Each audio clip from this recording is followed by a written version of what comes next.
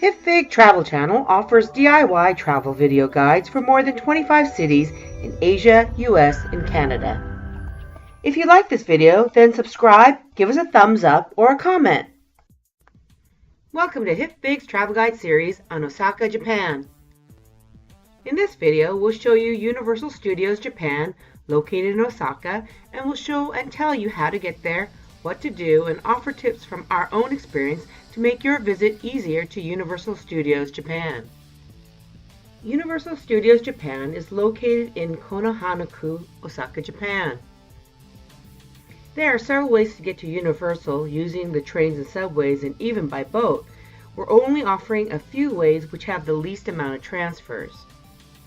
From Osaka Station, take the JR Osaka Loop line to Nishikujo Station, and at Nishikujo Station, transfer to the JR Umasaki line to Universal City Station.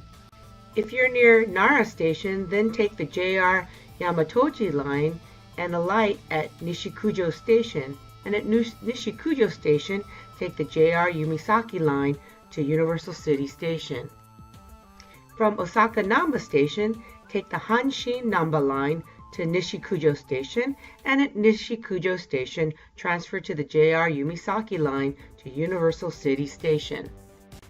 Once you're alight at Universal City Station, follow the signs to Universal Studios.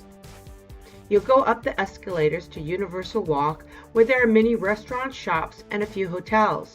Once you're through the City Walk, you'll walk to the ticket booth and the entry gates. You can also get to the Universal Studios Japan by ferry. If you are by the Osaka Aquarium Kaiyukan, there is a ferry you can take to the Universal City Port called the Captain Line. There's also a free Templeton ferry. Please check on the Templeton Ferry Terminal website. Whichever mode of transportation you choose, arrive early. We went on a weekday around 9 a.m. and it was already crowded on the train and at Universal Studios. Universal Studios Japan is one of two Universal theme parks in Asia. The other one is in Singapore. Travel guides for Singapore Universal is on hipfig.com. Universal Studios Japan is generally open from 8:30 a.m. to about 9 p.m. depending on the season. Ticket fees will differ depending on the number of days and the options you choose. You can buy tickets at the ticket booth when you arrive, but we recommend buying them ahead of time at an approved travel agent or at major hotels. This is one of the busiest amusement parks I've ever been to. I suggest buying tickets ahead of time or the day of at your hotel if available. Otherwise, arrive at least a half hour before the park opens to buy your ticket. Even fast passes are sold out quickly, and the free single rider line is available on most popular rides. But if you arrive at peak times, you can wait up to 2 or more hours even in the single rider line for the popular rides. Universal Studios Japan is divided up into 7 areas: the Wizarding World of Harry Potter, Minion Park, Universal Wonderland, Hollywood, New York, San Francisco, Jurassic Park, and Amity Village. The first area you'll walk through is the Hollywood area. One of the most popular rides is Hollywood Dream.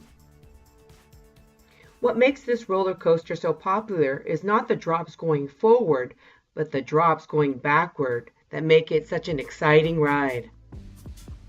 The most popular ride, in my opinion, was the Flying Dinosaur, and for good reason.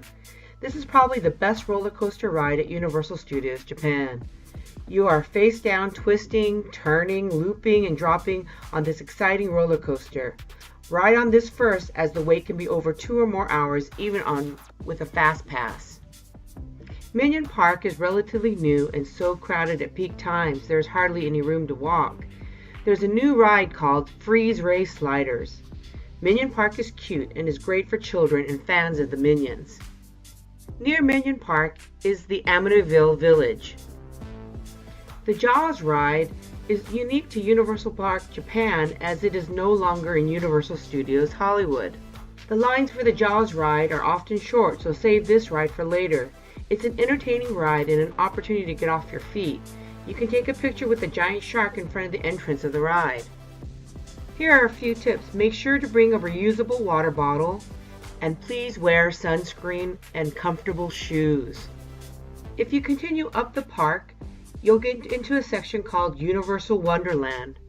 This area is good for families with young children. You can meet Hello Kitty and Snoopy, which is unique to Universal Studios Japan. There are lots of kiddie rides and characters walking around to keep your children entertained for hours. Be aware it can get really crowded at times. One of the most popular areas is the Wizarding World of Harry Potter. There's a tree-lined pathway to get to the Wizarding World of Harry Potter, which has some points of interest like the blue car and the soundtrack playing as you get closer and closer to the entrance of Hogsmeade. The line for the Harry Potter and the Forbidden Journey was over 2 hours, so we opted for the Hogsmeade Castle Walk Tour. I highly recommend this overlooked walking tour, especially if you're a fan of the Harry Potter books. There are lots of special effects in the Hogwarts Castle. Please be aware that it gets so crowded at the Wizarding World of Harry Potter that there are even timed entry into this section of the park. After a long day at the park, we are ready to leave. Be aware that same-day entry does not allow for re-entry privileges. Once you leave, you'll have to purchase a ticket to re-enter. Come early, ride the popular rides first, then relax and enjoy the rest of the park at your leisure. If you plan it right, Universal Studios is a fun time. Happy travels! Go to hipfig.com for more information, or go to our Hipfig travel channel on YouTube and be sure to subscribe for regular updates.